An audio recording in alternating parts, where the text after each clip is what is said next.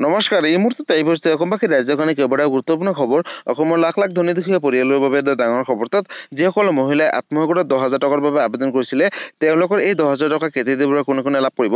লগতে মুখ্যমন্ত্ৰী ডক্টৰ হিমন্ত বিশ্ব শৰ্মা আত্মসহায়ক 10,000 টকাক লৈ কৰিলে বিৰোধ ঘোষণা। গতিকে ভিডিঅ'টো সম্পূৰ্ণকৈ চাওক আৰু ভালদৰে বুজি লওক। বলক ভিডিঅ'টো আৰম্ভ কৰোঁ।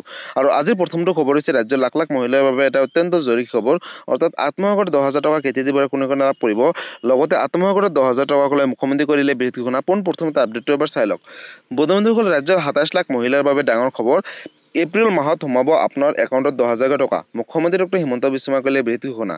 ৰাজ্যৰ 27 লাখ মহিলাৰ বাবে আহি গ'ল এটা ভাল খবৰ। যিসকল মহিলা আবেদন কৰিছিল আত্মসহায়ক 10,000 টকাৰ বাবে এপ্ৰিল মাহতে 10,000 টকাকৈ মহিলাৰ বেংক একাউণ্টত সোমাব ধন। অৰ্থাৎ এই কথা মুখ্যমন্ত্ৰীগৰাকীয়ে ঘোষণা কৰিছে। লগতে বিহালী সমষ্টিৰ পৰা আৰম্ভ হ'ব ধন প্ৰদানৰ প্ৰক্ৰিয়া বুলি ইতিমধ্যে ঘোষণা কৰিছে। আৰু এপ্ৰিল মাহত ধন পাব ৰাজ্যৰ লাখ লাখ মহিলাই বুলি ইতিমধ্যে চৰকাৰে ঘোষণা কৰিছে।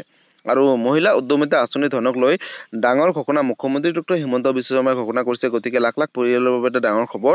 27 লাখ মহিলাকে এই আঁচনিৰ অধীনত সুবিধা দিব বুলি ইতিমধ্যে চৰকাৰে ঘোষণা কৰিছে। আৰু বাজেট অনুসৰি চৰকাৰে লৈছে বিশেষ সিদ্ধান্ত। অৰ্থাৎ 40 লাখ মহিলা আবেদন কৰিছিল যদিও 27 লাখ মহিলাহে লাভ কৰিব। মন্ত্ৰী বিধায়কৰ পৰিয়াল মহিলাই নাপাব এই আঁচনিৰ অধীনত 10,000 টকা। আৰু চৰকাৰী চাকৰিয়াল উচ্চ পৰ্যায়ৰ বিষয়াৰ পৰিয়ালৰ মহিলাই নাপাব এই আঁচনিৰ অধীনত 10,000 টকা।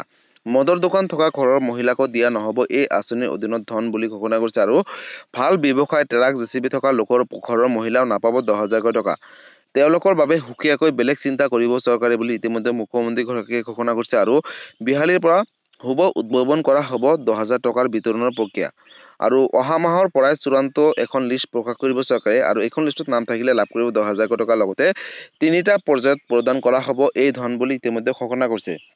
অৰ্থাৎ প্ৰথম পৰ্যায়ত দিব 10,000 টকা, আৰু দ্বিতীয় পৰ্যায়ত দিব 25,000 টকা, আৰু তৃতীয় পৰ্যায়ত দিব 50,000 টকা। আৰু এই কথা ঘোষণা কৰিছে চৰকাৰে। লগতে 2,000 কোটি টকাৰ অনুমোদন মহিলা উদ্যমিতা আঁচনিৰ বাবে ইতিমধ্যে চৰকাৰক দিছে। লগতে ৰাজ্যৰ 27 লাখ মহিলাৰ বাবে ভাল খবৰ। যিসকল মহিলা আত্মসহায়ক 10,000 টকাৰ বাবে আবেদন কৰিছিলে এপ্ৰিল মাহতে প্ৰথম কিস্তিৰ ৰূপে 10,000 টকাকৈ লাভ কৰিব নিজৰ বেংক একাউণ্টত। অৰ্থাৎ বন্ধুসকল, ইতিমধ্যে আপোনালোকে সকলোৱে গম পালে যে আত্মসহায়ক 10,000 টকা কোনে কোনে লাভ কৰিব।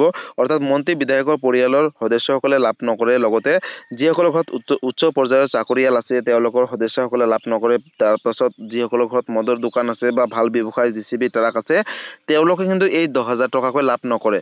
আৰু মুখ্যমন্ত্ৰী ডক্টৰ হিমন্ত বিশ্ব শৰ্মাই ঘোষণা কৰিছে যে 40 লাখ মহিলা আবেদন কৰিছিলে, তাৰ মাজত 27 লাখ মহিলাইহে লাভ কৰিব 10,000 টকা। আৰু তেওঁলোকৰ বাবে নতুন এখন লিষ্ট প্ৰকাশ কৰিব অহা মাহেকৰ ভিতৰত।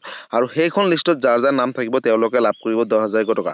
আৰু এই কথা মুখ্যমন্ত্ৰী ডক্টৰ হিমন্ত বিশ্ব শৰ্মাই নিজ মুখে ঘোষণা কৰিছে। গতিকে যদি আপুনি এগৰাকী আত্মসহায়ক সদস্য হয় তেনেহ'লে আপোনালোকৰ বাবে এটা অত্যন্ত জৰুৰী খবৰ। বন্ধুসকল, আপোনালোকে এই ভিডিঅ'টো সকলো আত্মসহায়ক সদস্যসকলৰ মাজলৈ শ্বেয়াৰ কৰি দিব। কাৰণ এই ভিডিঅ'টো চাই যাতে সকলোৱে জানিব পাৰে যে কোনে কোনে আত্মসহায়ক 10,000 টকাকৈ লাভ কৰিব। লগতে আত্মসহায়ক 10,000 টকা কেতিয়া দিব।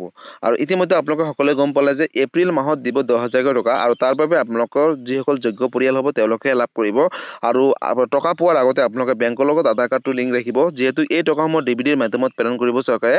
গতিকে আপোনালোকে বেংকৰ লগত আধাৰ কাৰ্ডটো লিংক ৰাখিব আৰু এই আত্মসহায়ক 10,000 টকাকৈ লাভ কৰিব। গতিকে বন্ধুসকল, এইটো এটা ডাঙৰ আপডেট আছিলে আত্মসহায়ক 10,000 টকাক লৈ। গতিকে বন্ধুসকল, আজি আছিলে এইটো এটা ইনফৰ্মেটিভ ভিডিঅ' আৰু গুৰুত্বপূৰ্ণ খবৰ। ভিডিঅ'টো চাই কেনেকুৱা পালে, যদি ভাল পালে চেনেলটোত নতুনকৈ আছে চেনেলটো ছাবস্ক্ৰাইব কৰিব, লাইক কৰিব। কিবা সুধিবলগীয়া বা বিশেষ জানিবলগীয়া আছে আপোনালোকে মোক কমেণ্ট কৰি জনাব। মই নিশ্চয় ৰিপ্লাই দিবলৈ চেষ্টা কৰিম। লগতে এই ভিডিঅ'টো আপোনালোকে সকলো আত্মসহায়ক সদস্যসকলৰ মাজলৈ শ্বেয়াৰ কৰি দিব। আৰু যদি এই ভিডিঅ'টো আপোনালোকে ফেচবুক পেজৰ পৰা চাই আছে তেনেহ'লে ফেচবুক পেজটো ফ'ল' কৰিবলৈ নাপাহৰিব। লগতে ফেচবুক পেজৰ পৰা সকলোৱে মাজলৈ শ্বেয়াৰ কৰি দিব। আৰু ফেচবুক পেজৰ পৰা যদি কিবা সুধিবলগীয়া বা বিশেষ জানিবলগীয়া আছে আপোনালোকে মোক কমেণ্ট কৰি জনাব। মই নিশ্চয় ৰিপ্লাই দিবলৈ চেষ্টা কৰিম। ধন্যবাদ। জয় আই অসম।